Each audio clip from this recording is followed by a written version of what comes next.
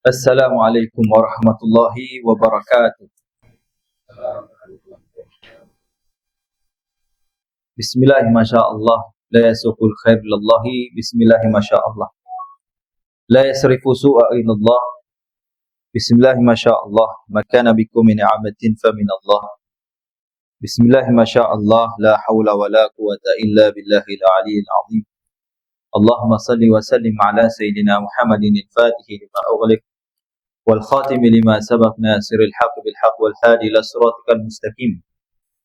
وعلى آله حق قدره ومقداره العظيم سبحانك لا علم لنا إلا ما علمتنا إنك أنت العليم الحكيم رب اشرح لي صدري ويسر لي أمري واحلل عقدة من لساني يفقهوا قولي نوينا تعلم وتعليم وتذكر وتذكير ونفع والانتفاع والإفادة والاستفادة وحث على تمسك بكتاب الله وسنة رسوله صلى الله عليه وآله وصحبه وسلم ودعاء إلى الهدى والدلالة على الخير وابتغاء مرضات الله وقربه سبحانه وتعالى أما بعد. Alhamdulillah, segala puji dan syukur kehadrat Allah Subhanahu wa taala. Pada malam ni kita sambung semula pengajian kita di dalam kitab Nawar Bagi Hati karangan bagi Syekh Al-Alamah Syekh Abdul Qadir Al-Mandiri Al-Indonesi Al-Makki rahimahumullah wa nafa'ana bi'ulumihi fi daraini amin. Jadi pada hari ini kita akan sambung semula, masih lagi kita di dalam bab menyatakan tentang iaitu menyatakan tentang hasad dengki. Jadi pada minggu-minggu yang lalu Syekh telah menyatakan dan juga telah memberitahu kepada kita di antara tanda-tanda ataupun asbab-asbab yang menyebabkan seseorang itu berasa suka untuk berhasad dengki dengan saudaranya, dan kita Syekh dah sebut definisi juga dengki itu adalah, iaitu hasad itu adalah suka menghilangkan nikmat akan hamba-hambanya Allah Subhanahu wa taala yang lain. Dan saya dah juga sebutkan ada beberapa kategori sebelum ni. Kalau tuan-tuan puan-puan ingat, ada lebih kurang 4 kategori orang-orang yang mempunyai hasad. Ada orang berhasad sebab dia berhasad supaya orang itu hilang nikmat dia, dan nikmat itu diperolehi oleh dia. Nampak tak? Ada juga orang berhasad yang mana dia berniat supaya hilang nikmat orang itu dan tak kembali kat dia pun tak apa. Ada juga orang berhasad yang boleh nikmat itu tiada kena pada siapa-siapa pun. Yang penting dia dapat. Nampak tak? Yang penting dia dapat. Nampak tak? Tak ada orang yang boleh melebihi daripada dia. Ada juga yang keempat, iaitu hasad. Yang orang berlaku hasad juga, tetapi dia tidak ingin orang itu hilang nikmat dia. Nampak tak? Tetapi dia pun ingin nikmat tersebut, tetapi dalam keadaan kalau boleh orang itu yang bila dia mempunyai nikmat tersebut itu tidak melebihi daripada dia. Dan pastikan nikmat itu diperoleh juga, tapi kalau boleh jangan lebih daripada dia. Jadi ini 4 kategori yang para ulama sebut. Dan tak silap saya disebut dalam kitab Jawahir Lulu'iyah, kitab Syarah Arba'in An-Nawawi, iaitu Al-Imam Al-Jordani tentang perempuan. Jadi sebut 4 sifat orang-orang yang apabila dia berhasad tu ada 4 jenis tuan-tuan dan perempuan. Jadi di antaranya dah sebut sebelum ni tuan-tuan dan perempuan, iaitu di antaranya adalah 4 jenis tadi itu. Dan juga Syekh dah sebut berkenaan tentang orang-orang yang berhasad tuan-tuan dan perempuan. Nampak tak? Di antaranya tuan-tuan dan perempuan, di antara sebab yang Syekh sebutkan tuan-tuan dan perempuan adalah kerana kebanyakan orang-orang yang ada hasad itu tuan-tuan dan perempuan adalah kerana mempunyai perasaan takabur. Jadi Syekh dah sebut sebelum ni. Jadi kita hanya ulang semula. Nampak tak? Mempunyai perasaan takabur. Jadi sebab tu datangnya perasaan hasad. Jadi dia tak boleh lihat orang tu lebih daripada dia. Dan juga kata Syekh lagi, di antaranya disebabkan kerana kelakuannya. Nampak tak? Dan juga ada nampak tak? Kalanya berseteru sebab bermusuh. Dia ada orang kadang-kadang datang hasad dengki sebab dia bermusuh. Jadi sebab tu kadang-kadang datang hasad dengki. Kenapa dia berdengki? Sebab dia memang musuh. Dia memang suka menyakitkan hati aku. Jadi kalau dia dapat nikmat, aku tak boleh tengok dia. Kalau boleh biar dia tak dapat nikmat. Jadi ada syekh juga sebut macam tu. Dan ada pula, ada kalanya keji nafsu. Jadi syekh sebut, kita ni ulang tu. Kita dah sebut. Nampak tak? Jadi 3 sebab yang syekh sebut. Keji nafsu maksudnya kerana nafsu dia memang buruk. Akhlak dia itu memang buruk. Dia tak boleh tengok orang lebih daripada dia. Nampak tak? Jadi orang yang macam ni, di antara sebab-sebab yang syekh sebut 3 tu dalam perempuan.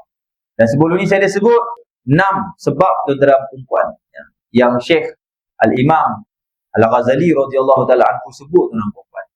Yang tambah lagi oleh Imam Ghazali tentang perempuan, iaitu 3 seterusnya tentang perempuan. Iaitu ta'azzuz yang keempat. Ta'azzuz ni rasa mulia. Jadi kenapa dia datang hasad dengki? Sebab dia rasa mulia. Kata Imam Ghazali, dia rasa mulia sekiranya kalau ada orang yang lebih daripada dia. Jadi dia tak boleh tengok orang lebih daripada dia. Kata Imam Ghazali, dia rasa berat kalau dia tengok orang itu rasa lebih daripada dia. Nampak tak? Dan kalaulah orang sama dengan dia pun tak boleh juga. Dia tak boleh. Dia rasa berat. Sama ada orang itu lebih pada ilmu ataupun lebih pada harta dia. Maka dia takut sekiranya kalau orang itu nanti boleh takabur atas dia. Jadi dia rasa mulia. Kalau boleh, tak ada orang yang boleh jadi takabur atas. Biar aku takabur atas orang tak apa. Jadi ni sebab yang keempat. Jadi kenapa ramai orang dia ada hasad dengki? Sebab ta'azzuz. Ta'azzuz ni rasa mulia, rasa hebat. Nampak tak? Itu dikatakan. Dan kata Imam Ghazali, sehingga dia tidak mampu untuk takabur ke atas orang. Dia takut nanti dia tak boleh takabur ke atas orang. Maka dia tidak menghalalkan, tidak membenarkan. Nampaknya mana-mana orang pun dia boleh melebihi, berbangga-bangga lebih daripada dia tu dalam perempuan. Jadi yang keempatnya Imam Ghazali sebut ada rasa mulia. Jadi sebab itu perempuan. Dan yang kelima tu dalam perempuan, di antaranya adalah perasaan ujub, rasa kagum diri dah, rasa hebat dah. Jadi dia tak nampak orang lain hebat daripada dia. Jadi dia rasa dia ni dipuji selalu, biasa dipuji selalu diangkat. Jadi tiba-tiba dia tengok ada orang angkat syekh ni, ada orang angkat ustaz ni, ada orang angkat lelaki ni, perempuan ni. Orang pekerja ni yang baru sampai, tengok dia mungkin kerja rajin, akhlak dia baik. Jadi bos dia lebih lagi pilih dia. Jadi dia tak boleh tengok. Sebab apa? Dia rasa dia dah hebat dah. Tapi ternyata ada orang lebih hebat. Sebab tu Allah tersebut dalam Al-Quran, wala tansawul fadla baina. Janganlah kamu melupakan akan kelebihan-kelebihan di antara kamu. Ada orang yang kadang-kadang lebih daripada kita, ya. Sebab tu kita jangan rasa kita lebih. Kalau kita rasa kita lebih, satu hari ada merasakan perasaan hasad. Jadi yang kelimanya Imam Ghazali tambahlah. Saya sebut saja satu faedah, walaupun tak sebut dalam kitab ni. Di antaranya sebab adalah kerana ta'ajub, rasa kagum diri. Semisalnya seperti orang kafir Quraisy pada zaman Nabi sallallahu alaihi wasallam, kan? Mereka berkata, dah Allah cerita dalam Al-Quran.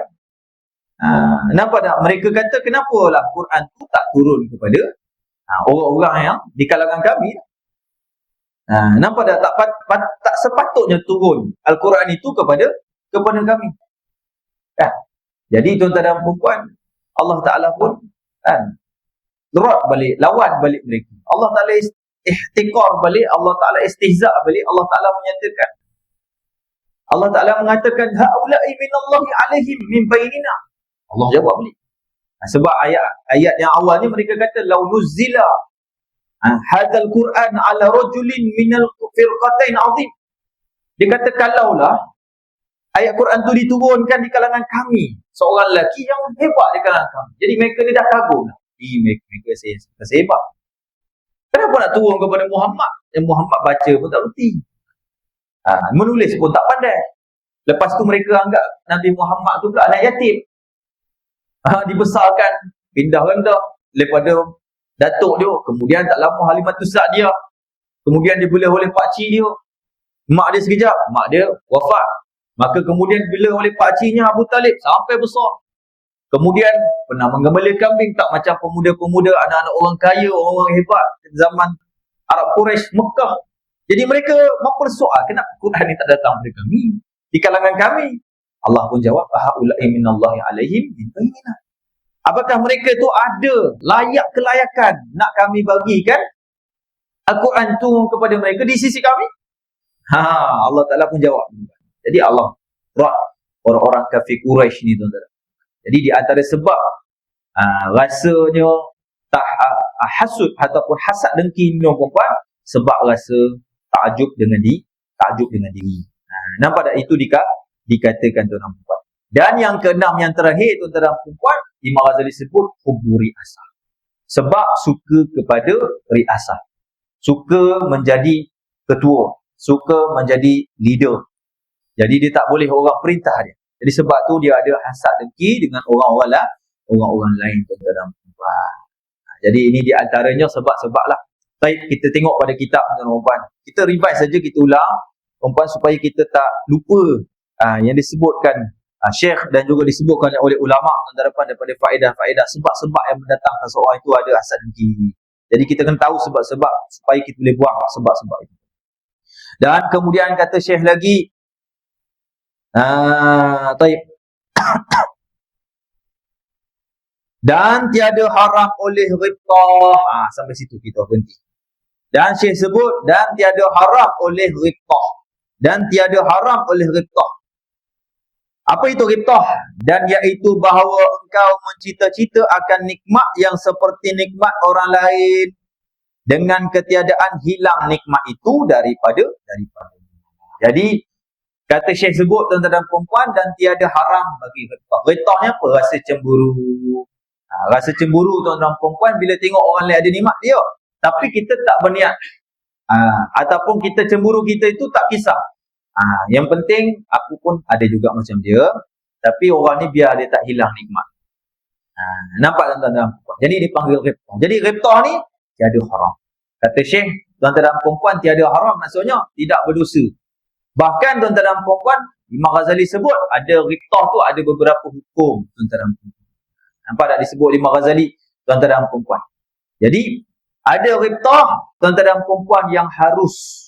Imam Ghazali sebut tuan-tuan dan perempuan ada ghibtah yang harus tuan-tuan dan perempuan. Jadi ghibtah yang harus ini juga tuan-tuan dan perempuan disebut Imam Ghazali. Semisalnya kalau seseorang itu melihat akan dia diberi harta, dia diberi rupa, maka kita ada rasa cemburu dan kita kalau boleh nak juga dapat macam itu. Tapi kita tak berniat. Nampak tak? Kalau dia itu di Allah Muhammad, kalau dia itu tidak dihilangkan nikmat oleh Allah. Jadi kalau boleh saya pun nak macam tu. Jadi dia usahalah dia melawakan wajah dia ke, dia usaha untuk menjadi orang kaya ke, maka tidak ada masalah. Nampak tak? Sebab dalam hadis Nabi SAW mengatakan la hasada illa fi ismi. Tidak ada hasad. Maksudnya hasad yang diperbolehkan. Tidak ada hasad, yang ni tidak ada haram. Kan jenis dua hasad. Yang pertama kata Nabi SAW, rajulun atahullahu mala. Orang yang diberikan ataupun dikurniakan akan harta. Lalu fasalatahu, maka dia pun menggunakan harta itu, dia menghabiskan harta itu dengan dia menginfakkan harta tersebut kepada orang fakir miskin. Jadi kita tengok, angkah indahnya kalau aku ni dapat harta macam dia. Maka tak ada masalah. Jadi kita tengok pada harta sekian-sekiannya, maka silakan tuan-tuan dan puan. Jadi ni ghibtah yang harus. Dan ada juga Imam Ghazali sebut ghibtah yang wajib. Seperti apa? Seperti iman. Jadi kita tak boleh iman, kita tak ada rasa cemburu. Jadi orang tu tinggi iman dia, maka kata Imam Ghazali wajib. Dan juga ghibtah yang wajib, semisalnya cemburu dengan orang itu tidak melakukan maksiat. Contoh kita tengok orang ni buat maksiat, tak buat maksiat, kita kena ghibtah macam dia, kita kena ikut macam dia. Ini wajib. Sebab tak boleh kita redha. Kita tak apalah, saya tak kisah pun kalau dia ni orang tak tinggalkan, orang yang tinggalkan maksiat, saya tak nak jadi macam dia. Jangan. Sebab itu soalan kata Imam Ghazali, kita redha dengan maksiat tersebut. Kita masalah macam kita ini redha pula dengan maksiat tuan-tuan dan puan. Jadi sebab tu ada Ghibtah tuan-tuan dan perempuan yang baik. Imam Ghazali sebut tuan-tuan dan perempuan yang boleh orang kata apa, Allah SWT Muhammad, kita gunakan ghibtah tersebut tuan-tuan dan perempuan untuk menambah baikkan amal ibadah kita. Tak ada masalah. Dan begitu juga tuan-tuan dan perempuan, ghibtah orang yang digunakan ilmu. Juga dalam hadis Nabi sebut tu, tidaklah hasadan illa faisnin, tidak ada hasad kecuali dua hasad ini. Yang kedua kata Nabi SAW, rajulun atahullahu ilma. Orang lelaki yang dikurniakan oleh Allah Subhanahu Wa Taala akan ilmu. Jadi Allah Taala kurniakan dia ilmu. Jadi bila Allah Taala kurniakan dia ilmu tuan-tuan dan puan, apa kita nak buat? Kita perlu rasa cemburu. Kalau orang itu alim, ada setengah orang dia banyak cemburu dengan duniawi semata-mata. Dan kata ulama tak salah kalau dia cemburu dengan duniawi, selagi mana dia tidak berniat untuk orang itu hilang niat dia. Harus kata ulama usaha menjadi orang kaya, tak ada masalah. Jadi kalau orang cemburu dengan ilmu, seharusnya tuan-tuan dan puan, kerana ilmu ni wajib. Jadi kalau kita tengok orang tu alim dalam ilmu fardu ain, kita kena ada rasa cemburu. Sebab kita banyak lagi kita tak tahu, sifat 20 kita tak tahu lagi. Banyak lagi kita kitab sifat 20 kita tak khatam. Kemudian fardu ain fiqh, maka ini wajib cemburu tuan-tuan dan puan. Kalau kita tak cemburu, kita jadi orang yang jahil. Maka jahil berdosa tuan-tuan dan puan. Sebab Nabi SAW sebut talabul ilmi faridatun ala kulli muslim. Menuntut ilmu itu salah satu kewajipan kepada setiap orang-orang Islam. Jadi sebab itu dalam perempuan ada cemburu yang harus, ada cemburu yang wajib, ada juga cemburu yang haram. Cemburu yang haram itulah hasad tuan-tuan dan perempuan. Hasad yang mana menyebabkan orang, Allahumma salli Muhammad, tuan-tuan dan perempuan sanggup mengadu domba, sanggup mencaci, sanggup mengumpat, maka ini haram. Dapat menyebabkan dosa-dosa yang lain. Sebab itu dikatakan tuan-tuan dan perempuan, nampak tak nafsu Allahumma salli Muhammad, cemburu itu ada beberapa jenis lah, itu dikatakan. Baik. Kemudian kata Syekh lagi, nampak tak? Dan harus bagi bahawa engkau kasih hilang nikmat daripada mereka yang meminta tolong ia atas mengerjakan maksiat dengan nikmat itu. Kerana bahawasanya engkau sebenarnya bukan kasih akan hilang nikmat, bahkan engkau kasih akan hilang maksiat. Dan kata Syekh, tak ada masalah kalau kita, dan harus bagi kita untuk hilang nikmat kepada orang-orang yang kalau minta tolong kepada kita tuan-tuan dan puan, untuk apabila menghindarikan ataupun memberhentikan ataupun menyebabkan orang yang suka buat maksiat tersebut terhenti maksiat dia. Maka ini tak ada masalah. Ini tuan-tuan dan puan harus untuk kita, bagi kita suka hilang nikmat. Contoh, dia suka bermaksiat tuan-tuan dan puan, maka kita suka kalaulah dia ni diberi pengajaran oleh Allah Subhanahu Wa Taala, sama ada ditangkap. Kerana apa? Kerana mungkin dia buka sempat pelacuran ke, tempat main judi ke. Kita berniat dan kita suka kalau dia ditangkap oleh polis, tak apa, tak ada masalah. Ataupun dia scammer, penipu besar tuan-tuan dan puan, scammer. Nampak tak? Biar orang tahu, tak apa. Maka ini tuan-tuan dan puan, benda yang diharuskan. Jadi kita kena ada perasaan cemburu juga. Cemburu dengan benda-benda yang diharamkan oleh Allah adalah dengan kita suka apabila orang itu meninggalkan maksiat. Jadi kita kena ada cemburu. Nampak tak? Jadi sebab tu tuan-tuan dan puan, Nabi sebut dalam hadis, kata Nabi SAW, la yadkhulul jannah dayus. Tidak akan masuk syurga bagi lelaki-lelaki yang dayus. Maka sahabat tanya, ya Rasulullah, siapakah lelaki-lelaki yang dayus? Kata Nabi SAW, iaitu lelaki la yugharu. Nampak tak? Tidak ada perasaan cemburu terhadap ahli keluarganya melakukan sesuatu yang dilarang.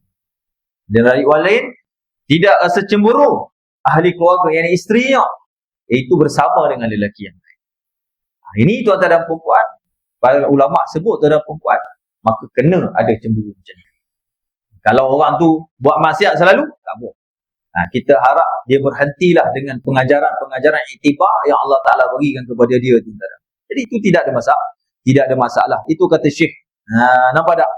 Bermula alamatnya bahawa jika meninggalkan ia akan maksiat, nescaya tiada kasih engkau akan hilang nikmat padanya. Jadi tanda-tanda apabila kita suka akan nikmat yang orang dapat, yang orang ahli maksiat ni tuan-tuan dan puan-puan, nampak tak nak menyatakan tanda-tanda bahawasanya orang tersebut itu hilang nikmat dia adalah bila hilang nikmat, nampak tak hilang maksiat tersebut, kita pun dah tak ada rasa nak cemburu lagi.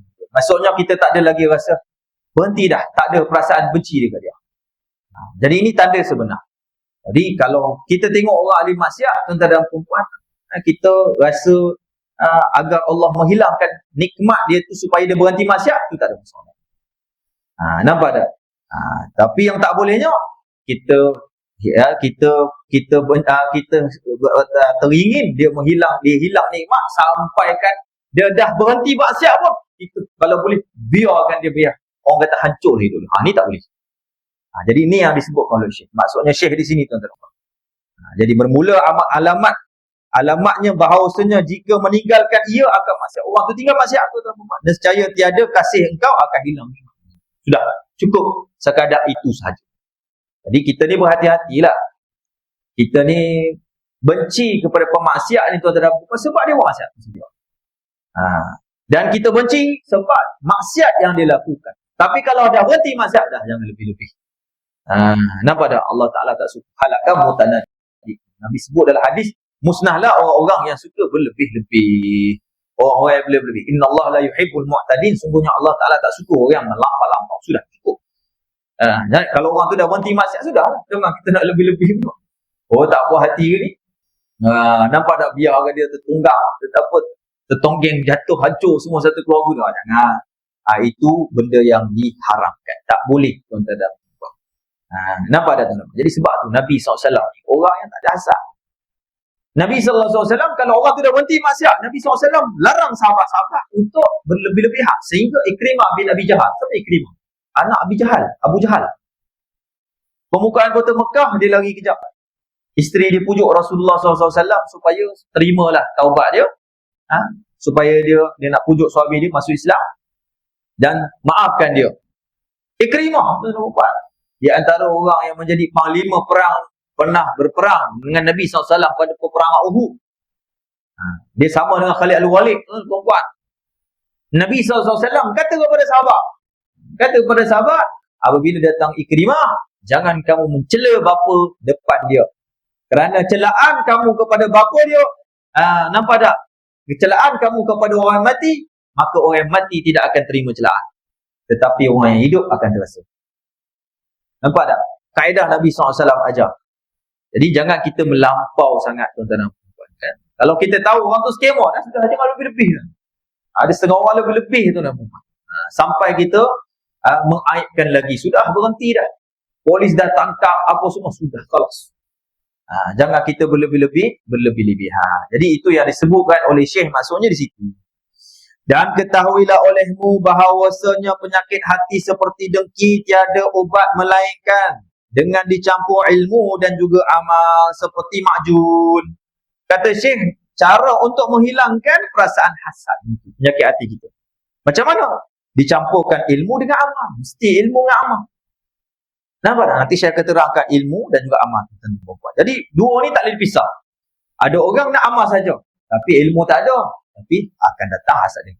Ada orang dia nak berilmu saja, tapi tak ada amal, datang juga hasad dia. Sebab tu kita tengok ramai orang yang ada ilmu dan tak ada perempuan, tapi hasad dengki dengan ustaz tu, dengan ni. Macam-macam. Sebab kurang amal. Jadi dua-dua ni mesti diserta. Tuan-tuan dan puan. Al-ilmu bila amal kasyajari bila sama. Wal amal bila ilmi jinayah. Nampak tak? Apa tu? Al-ilmu bila amal kal wasilati bila ghayah. Ilmu tanpa amal seperti berjalan tanpa tujuan. Kita dah berjalan dah, tahu nak jalan, tapi tak tahu apa tujuan. Sebab tujuan menuntut ilmu amal. Wal amal bila ilm, dan beramal tanpa dengan ilmu jinayah. Satu jinayah. Betul. Orang yang beramal tapi tanpa ilmu, itu buat melanggar hukum, melanggar daripada setapan yang Allah Ta'ala suruh. Solat ada ilmunya, jangan main langgar-langgar. Sebab ramai orang solat tak sah solat dia, itu dosa dia. Nampak tak?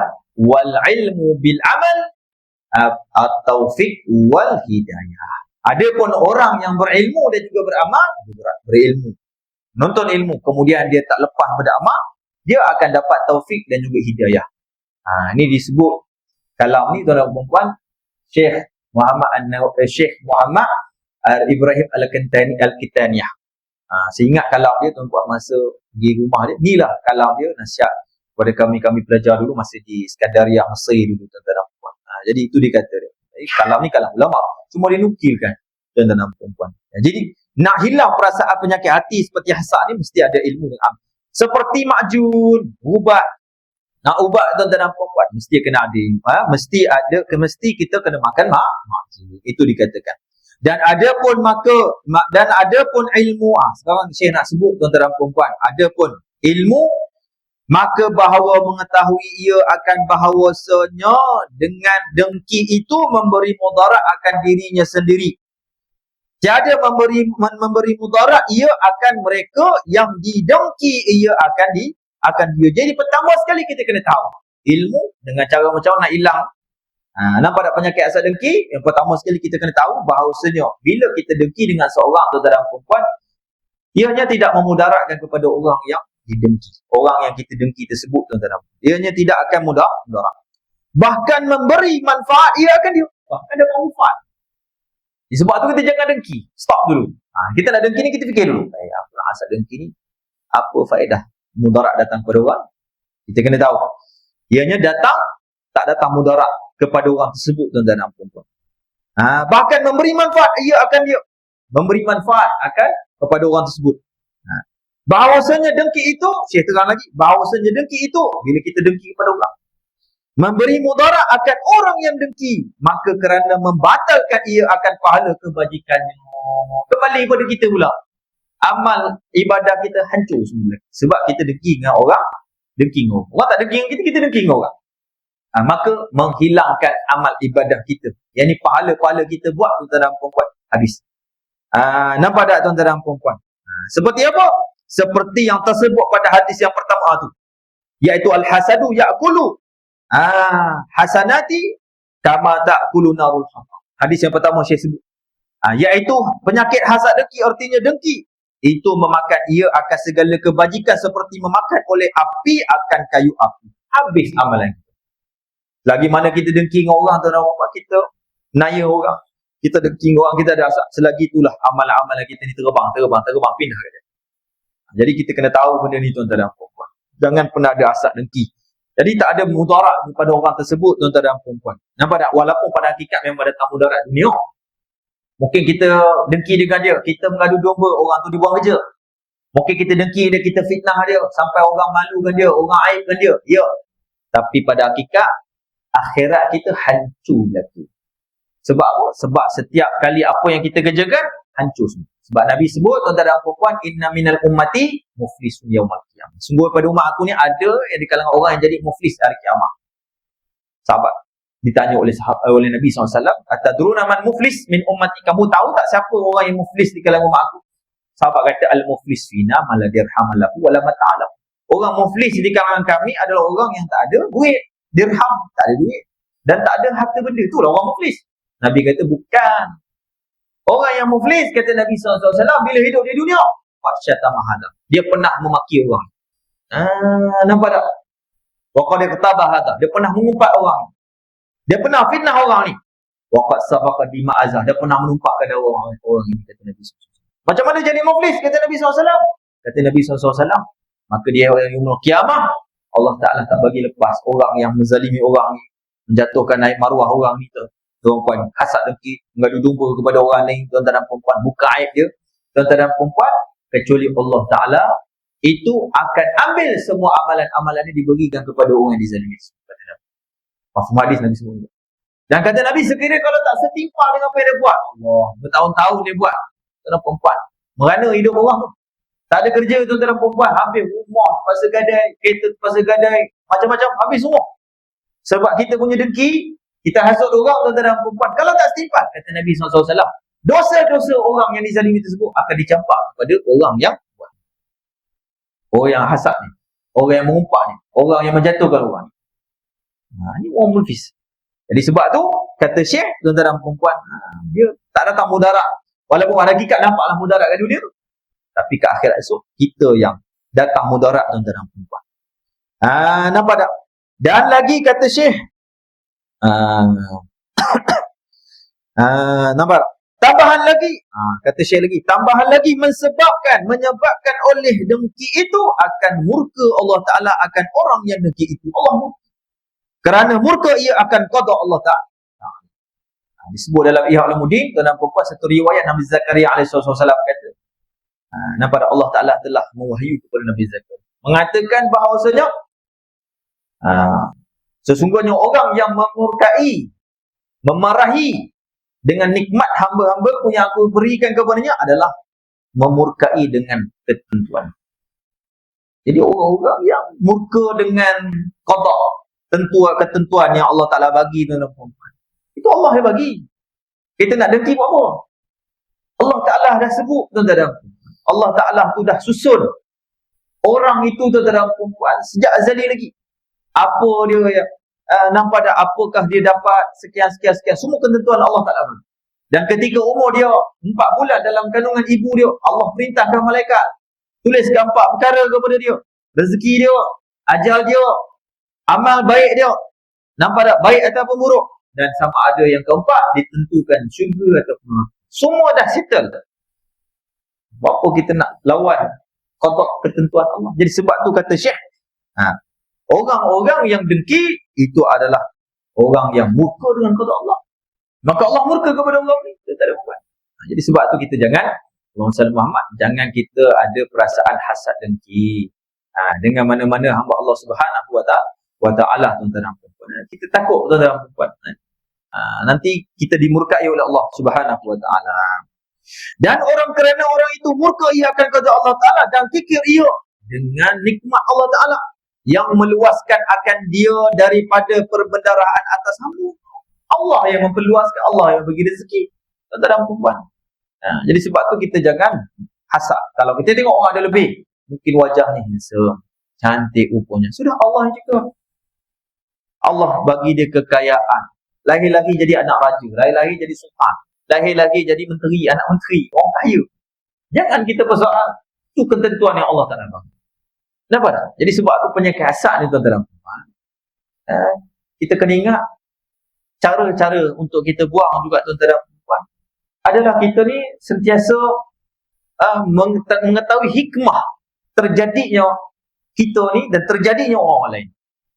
Kata Imam Al-Haddad, tuan-tuan dan perempuan, hikmah, tidak ada umat, tak ada makhluk yang dicipta, jadi manusia yang dicipta kecuali masuk dalam 2 daerah. 2 daerah ni dalam hikam Imam Al-Haddad sebut. 2 daerah. Yang pertama, daeratul fadli. Daerah fadal. Fadal ni siapa? Itu orang yang hidup di dunia sempurna, hidup kaya-raya, lahir-lahir jadi anak raja. Nampak tak? Daerah fadal, Allah bagi dia tak dapat kelebihan. Yang kedua, manusia ni yang dicipta oleh Allah dalam daerah hikmah. Hikmah ni maksud bijaksana Allah, maha mengetahui Allah, yang lebih baik untuk hamba dia, tuan-tuan. Nampak tak, tuan-tuan? Jadi kata Imam Al-Haddad, tuan-tuan dan perempuan, ada pun orang-orang yang daerah fadli, tuan-tuan dan perempuan, dan daerah hikmah. Orang-orang daerah hikmah itu pada akhirat dia akan lebih daripada orang yang daerah fadli. Jangan risau. Kat dunia kita tengok orang dapat kaya, tuan-tuan dan perempuan, berapa lama nak hidup? 20 tahun, 30 tahun lagi. Nampak tak? Keluar EPF kita tengok, senang lain nak hidup dah. Kita tak di EPF.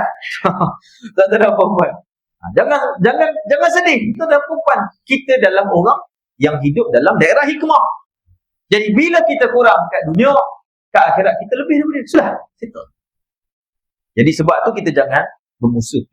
Jangan berhasad dengan orang-orang yang Allah Ta'ala bagi.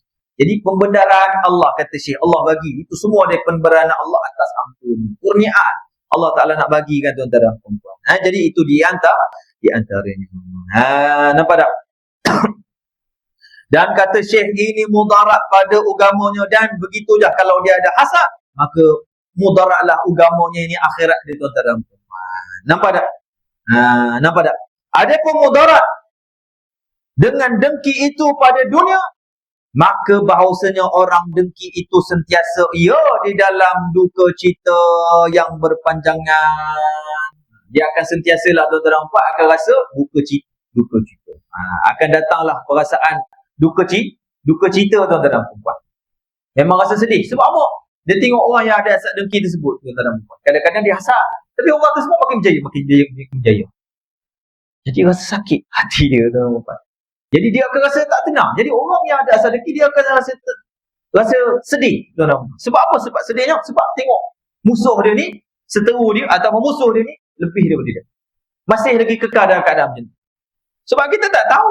Mungkin kita buat orang macam ni tuan-tuan. Satu hari Allah bagi dia kaya lebih daripada kita. Mungkin kita buat orang ni berhenti kerja. Mungkin kita buat orang ni sekian-sekian ditomas. Satu hari Allah angkat dia. Allah Ta'ala nak bagi tuan-tuan anytime. Tiba-tiba. Apa kita boleh sangka? Ini kuasa Allah Subhanahu Wa Ta'ala. Ya'izzu man yasha wa yuzillu man yasha wa tuzillu man tasha. Allah memuliakan seorang dengan siapa yang dia nak. Dan dia menghinakan sesiapa yang dia nak. Biadihil khair. Semuanya itu di tangan dalam kekuasaan Allah Subhanahu Wa Ta'ala. Siapa kita tuan-tuan? Allah nak ubah orang sekejap saja. Jadi itu mendatangkan kesedihan. Sebab itu disebut tuan-tuan, saya nukilkan, disebut dalam kitab Jawahir dulu ya. Wa qala ba'dhum, setengah para ulama kata, laisa syai'un adarru aminal hasadi yasilu bisababihi ila hasidi khamsa uqubatin. Berkata setengah para ulama, tidak ada sesuatu yang paling mudarat daripada penyakit asap. Benda yang paling mudarat sekali adalah penyakit asap. Nampak tak? Yang menyampaikan, yang menyebabkan orang yang punya hasad itu mendapat 5 seksaan. 5 seksaan tuan-tuan. Yang pertama, ghammun la yanqati'u. Orang yang ada rasa sedih, duka cita, tak putus-putus. Sebab apa? Dia tengok orang ni, Allah Ta'ala nak muliakan dia. Mulia. Jadi sebab tu kadang-kadang ada orang royak. Dia cuba jatuh kan, tapi tengok majlis dia, ulama-ulama pun hadir. Dulu Habib Umar bin Hafiz, orang fitnah dia macam-macam. Orang fitnah dia ziarah dengan Nabi SAW lah. Orang fitnah dia Syiah. Sampai mak ayah mertua saya ikut. Haris tanya, Habib Umar ni Syiah. Saya cakap, Syiah ni apa dia benci? Saya tanya balik. Syiah ni apa dia benci? Syiah dia benci sahabat Nabi. Siapa sahabat paling dia benci? Sayyidina Umar. Habib Umar nama Umar. Dia tak ya juga. Ayah mertua saya kata. Betul. Tuan-tuan dan puan. Orang fitnah macam-macam orang nak buat. Tapi Habib Umar datang tu. Di Masjid Putrajaya. Kumpul sekali 35,000 orang kumpul. Penuh masjid tuan-tuan. Puluhan ribu orang datang. Ulama-ulama datang. Pelusuk negara. Sanggup datang. Daripada Thailand ada. Baba-baba datang. Daripada Indonesia kiai-kiai datang. Para baik yang lain daripada Indonesia pun datang. Tak jumpa Habib Umar. Tapi orang jatuh ke dia? Allah angkat. Jadi sebab tu kalau orang yang ada asal, tuan-tuan dan puan sedih, jadi meroyak dia. Semulalah buat cerita palsu, cerita fitnah sebagainya, penyebab kubur lah sebagainya, apa tu dapat. Jadi sebab tu kita jangan risau sangat. Kalau orang dengki dengan kita tuan-tuan, dia akan diseksa yang pertama, kata ulama tuan-tuan dan puan, iaitu ghamul la yanqati', duka cita yang tak pernah putus-putus. Dia akan rasa meroyak dia tuan-tuan dan puan. Yang kedua, musibatul la yujaru 'alaiha. Maka dia mendapat musibah tuan-tuan dan puan, musibah. Penyakit hasad dan musibah yang tidak ada diganjarkan. Tak diberi ganjaran pada dia. Tak ada ganjaran. Kemudian wa muzammatun la yuhmadu biha. Dan dia dikeji tuan-tuan dan puan, orang benci. Orang yang kalau buat hasad dengki, lama-lama orang tengok perangai dia. Dia datang kat mana, cerita ke orang. Buruk ni. Dia sebut dengki, dia ada hasad dengki. Cerita. Lama-lama orang tengok, pun pahal. Asyik-asyik cerita buruk pasal orang. Jadi lama-lama kelamaan, orang pun tak selesa. Orang nampak tu ada perangai dia. Sebaliknya orang yang relax. Jadi masa Habib Umar bin Hafiz tu difitnah. Orang ni saya cerita. Difitnah tu dalam perempuan. Habib Umar jawab kepada anak murid dia. Ni semua mereka ni semua. Dia kata apa? Jangan lawan. Jangan duk kata balik dengan mereka. Mereka ni adalah golongan-golongan yang patut kita rasa rahmat. Kesian tak dia. Kesian sebab dia ada hasad dengki. Nampak tak dalam perempuan? Dia hasad dengki. Kita patut kena kesian dia sebab dia sekarang diazab oleh Allah. Dia termasuk dekat di antara 5 uqubat, 5 siksaan orang yang ada hasad dengki. Nampak tak tu? Jadi Abi Umar nasihat, jangan lawan-lawan. Sudah, kita rahmati mereka, doakan mereka yang baik-baik, sudah. Jadi akhirnya subhanallah dakwah Abi Umar. Itu kalau kumpul di Monas Jakarta tu ada perempuan, masya-Allah, ratus ribu. Hampir sejuta. Orang berkumpul tu perempuan di Monas Jakarta tu. Nak kata pemimpin dia pun tak boleh kumpul berjuta orang. Sementara perempuan, nak katanya Allah nak mengangkat orang ni. Kalau ada orang hasad dengki pada dia. Nampak tak? Itu yang keempat, orang akan jadi benci. Nampak tak? Orang tak akan puji tuan-tuan perempuan perbuatan yang dia buat hasad dengki. Yang kelima, dia itu yang keempat.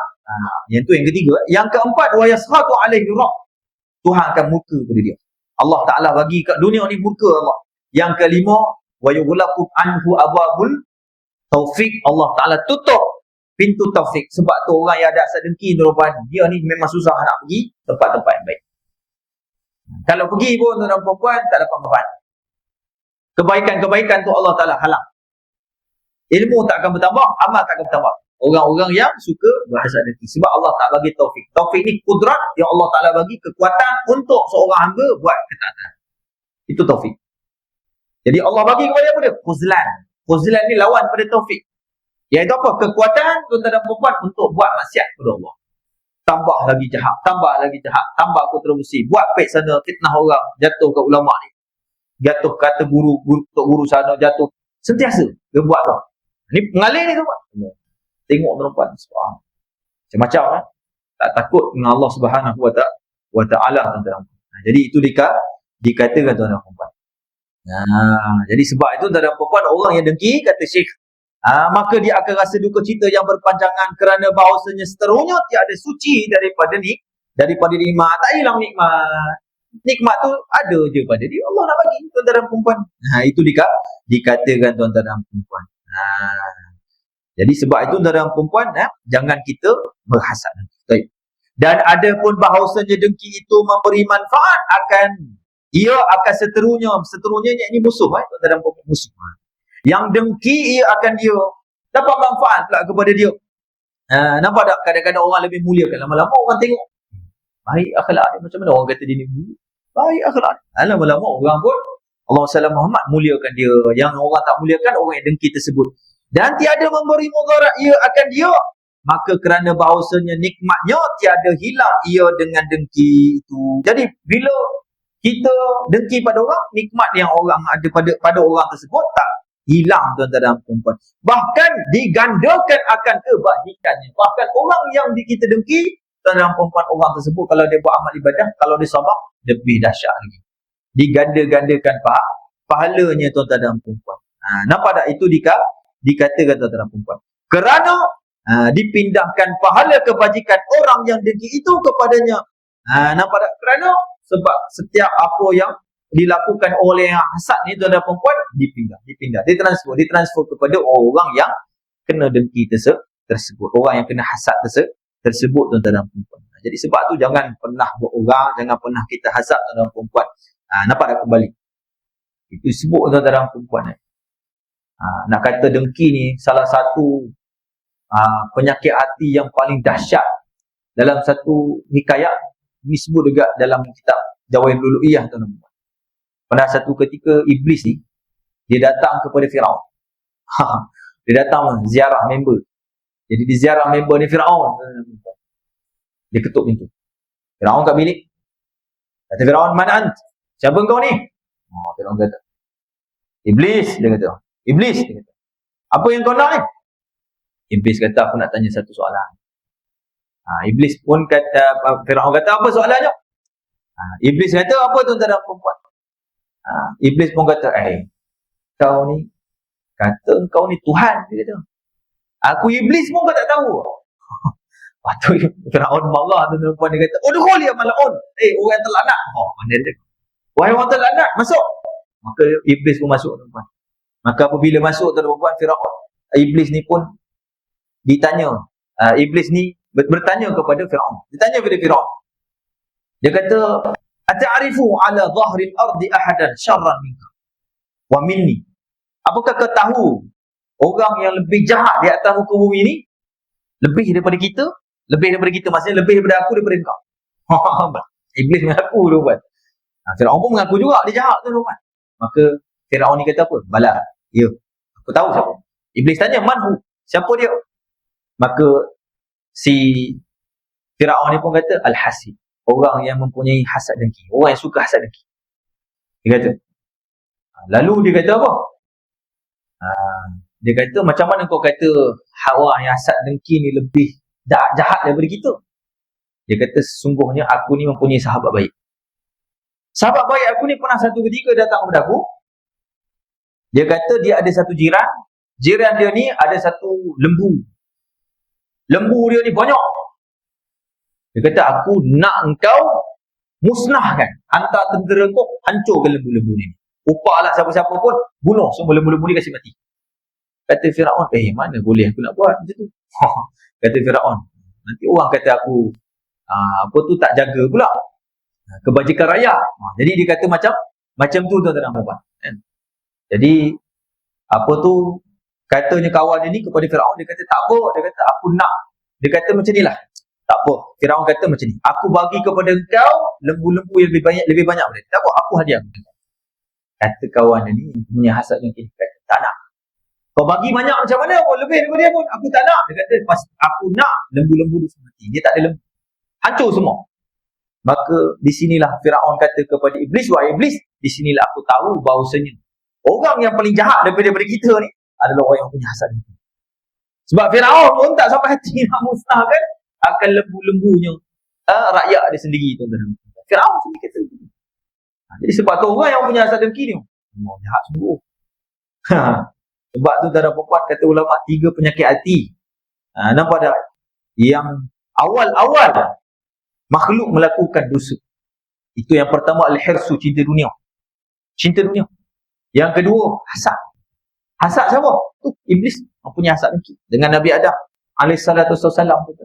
Yang ketiga, takabur. Ini 3 penyakit hati yang pertama dilakukan tuan-tuan oleh Iblis. Jadi sebab tu tuan-tuan nak katakan orang-orang yang mempunyai hasad dengki rugi kepada dia. Kembali itu kepada dia. Datang mudarat itu kepada dia. Sebut orang lagi satu hikayat. Itu tutup kuliah ni, tuan. Tak habis juga kita ni, tuan. Satu tutup hikayat ni. Satu hikayat disebut tuan puan. Ada satu zaman Khalifah Ma'mun, Mu'tasim. Ma'mun atau Mu'tasim. Tuan-tuan puan, kerajaan itu kerajaan Islam Abbasiyah, tuan. Jadi Allahumma salli Muhammad. Ada seorang wazir. Wazir ni macam gubernur lah. Orang-orang yang hebat dalam kerajaan, kerajaan Islam ketika itu. Dia, Khalifah ni suruh pada wazir ni cari seorang alim ulama supaya datang mengajar dia ilmu agama. Lama kelamaan dia pun jumpalah seorang alim soleh baik, hatinya baik, mengajar daripada khalifah ni tu sampai setahap si wazir ni tengok khalifah ni utamakan si alim ni, soleh ni lebih daripada dia. Akhirnya dia kata, tak boleh jadi ni, kata. Kalau dia lebih, akhirnya lama-lama dia menjadi wazir kot. Aku ni diturun ke pangkat ni. Jadi kena buat rancangan. Dia kata, dia dapat ilham. Setan ni ilham dia lah. Dia dapat satu ilham, dia kata, aku nak merencanakan supaya raja ni buang dia. Benci kepada dia. Tak selesa dengan ulama' ni. Nampak tak? Maka tuan-tuan dan perempuan, dia panggillah seorang alim ni datang kepada rumah ni. Dia kata, aku nak buat makan-makan, datang rumah aku. Si alim dia kata, baiklah datang. Oh soleh, tuan-tuan, tak ada sangka buruk apa semua. Maka dia pun datang, Allahumma salli Muhammad. Datang sebut tuan-tuan dan perempuan, disediakan makan, makanan tersebut letak bawang banyak. Bawang putih. Makan. Syekh ni pun pelik juga. Kenapa lah bawang banyak sangat lah kan? Wazir ni pun letak, tak apalah makanlah. Orang dah bagi jamu makan. Oh soleh tuan-tuan, mana berbantah-bantah. Dia pun makan. Dia pun cakap, mak. Wazir ni sebut, kata Syekh, kamu ni sekarang ni kejap lagi nak pergi jumpa kepada Khalifah. Kamu ni makan bawang ni. Kalau kamu mengajar dia dalam keadaan kamu makan bawang, takut Khalifah ni tak suka bau busuk. Macam ni. Kamu mengajar kepada dia, tapi kamu tutup mulut. Tutup hidung kamu. Tutup muka kamu ataupun tutup hidung kamu. Kamu mengajar dia. Maka tuan-tuan dan perempuan, sebenarnya wazir ni dah setting. Hari sebelum tu wazir ni, tuan-tuan dan perempuan, dia bertemu dengan Khalifah. Dia kata, sebenarnya ulama' ni, alim ni, setiap kali lepas habis kelas, dia akan berkata, sebenarnya tuanku ni bau busuk. Tuanku ni bau busuk. Kalau setiap hari mengajar ke apa ke, nampak tak? Dia akan kata tuanku ni sangat busuk. Dia kata cuma dia tahan. Tapi satu hari pasti dia tak tahan bau tuanku. Nanti mesti dia tutup hidung. Maka tuan-tuan dan puan, si wazir ni pun kata kepada si ulama ni, pergi jumpa khalifah, tutup hidung. Dia pun mengajar sambil tutup hidung. Ternyata bila sampai tuan-tuan dan puan, dia mengajar kepada khalifah ni, khalifah tu tengok, betul apa ni sebut wazir ni, memang betul dia tak suka aku ni. Lampau ni. Wazir ni tuan-tuan dan puan tak puas hati, rasa marah, murka dia tuan-tuan dan puan, dia pun tulis surat. Dia bagi dekat si alim ulama ni. Dalam surat tersebut tertulis, tuan-tuan dan puan, wahai pengawal, panglima, surat ni bila kamu dapat, bunuh orang yang bagi surat ni. Bunuh orang yang bagi surat ni. Jadi alim ni tak buka surat. Dia kata, raja tersebut, kamu jangan buka surat ni, aku titipkan kamu, amanah kepada kamu bagi parlimen. Maka tuan-tuan dan puan, si alim ni pun dia pergilah. Pergi ke parlimen tersebut. Dalam perjalanan nak pergi parlimen, si wazir ni bersempat. Tengok-tengok dia bawa satu surat, sampai surat. Si wazir ni dia punya jealous, dia punya hasad dahsyat sangat tuan-tuan dan puan. Dia tak puas hati. Apa dalam surat ni? Khalifah bagi kamu apa ni? Dia kata tak tahu apa dalamnya, tapi nampak tak, sebab wazir ni ingat itu wasiat ataupun mungkin tanah ke apakah harta-harta yang dahsyat nak bagi kepada si alim ni. Dia tak puas hati tuan-tuan dan puan. Jadi dia kata macam ni, tak apa. Kau bagikan kepada aku, biar aku bagi kepada parlimen tersebut, aku bagi kau 1,000 dirham. Kau ambil 1,000 dirham ni, ambil. Kata si alim tu, kalau begitu kau nak, tak apalah, senang bagi aku. Dapat 1,000 dirham tuan-tuan dan puan. Tak apalah, dia pun ambil 1,000 dirham. Maka si wazir ni pun ambil. Bila ambil tuan-tuan dan puan, sampailah kepada parlimen tersebut, parlimen buka tu tersebut tuan-tuan dan puan. Dia kata pengawal, tangkap. Yang pancung hidup-hidup tuan-tuan dan puan. Lama kelamaan tuan-tuan dan puan, khalifah ni pelik. Apa pasal wazir dalam masuk tak kerja, lama tak masuk ofis, lama tak nampak wazir ni. Jadi akhirnya dia upah orang cari, tak jumpa. Tak jumpa juga wazir ni. Pergi kat rumah dia, ahli keluarga dia kata lama dah tak balik rumah tu, dalam dia pun rasa. Lalu teringat apa yang terjadi kepada ulama yang dia perintahkan bunuh tu dalam perempuan. Akhirnya dia pun tanyalah. Nampak ada tuan-tuan dan perempuan kepada parlimen tersebut, ternyata yang dibunuh itu adalah wazir tersebut, tuan-tuan. Maka dipanggil ulama tersebut berhadap, tuan-tuan dan perempuan. Maka bila sampai kepada ulama tersebut, tuan-tuan dan perempuan, sungguhnya dia kata, raja tersebut, aku keheranan kenapa engkau yang tidak dibunuh. Sebenarnya pada hakikat dia pun ceritalah sebenarnya sekian. Lalu seulama dia kata, sebenarnya aku memang mengetahui si fulan wazir ini sangat-sangat hasad dengki dengan. Jadi nak katanya orang hasad dengki, tuan-tuan dan puan, kat dunia Allah balas. Sebab tu jangan kita hasad dengki. Dia akan putar balik. Dia akan pusing balik, tuan-tuan dan puan. Allah nak twist begitu saja. Macam-macam kisah lah, tuan-tuan dan puan. Banyak disebut Imam Abu Hanifah pun ada juga kisah orang dengki dengan dia. Masya-Allah, tuan-tuan dan puan. Macam-macam. Jadi ala kulli hal, mudah-mudahanlah kita dapat jauhi apa yang disebutkan oleh Syekh ni, tuan-tuan dan puan, daripada tuan guru ni, tuan-tuan dan puan, untuk kita amalkan, jauhi daripada perasaan suka hasad dengki. Wallahu taala alam. Nanti kita akan sambung, tuan-tuan dan puan, perbahasan yang disebut oleh Syekh. Yang ini cara-cara untuk mengubati daripada penyakit hasad dengki, insya-Allah taala, tuan-tuan dan puan. Amin ya rabbal alamin. Mudah-mudahan Allah taala lancarkan kepada kita, akan taufik Allah Subhanahu wa taala, jadikan kita kepada orang yang sentiasa mempunyai hati-hati yang bersih. Allah taala jauhkan kita daripada penyakit hati, yang khususnya penyakit hasad dengki, penyakit riya, penyakit takabur dan segala penyakit hati yang dimurkai oleh Allah Subhanahu wa taala. Wabillahi taufiq wal hidayah. Wassalamualaikum warahmatullahi taala wabarakatuh. Wallahu taala a'lam. Al-Fatihah. Bismillahirrahmanirrahim. Alhamdulillahirabbil alamin arrahmanir rahim. Iyyaka na'budu. Shiratal ladzina an'amta 'alaihim. Insya-Allah kuliah terakhir lah. Lepas ni lepas raya lah, insya-Allah. InsyaAllah. Barakallah.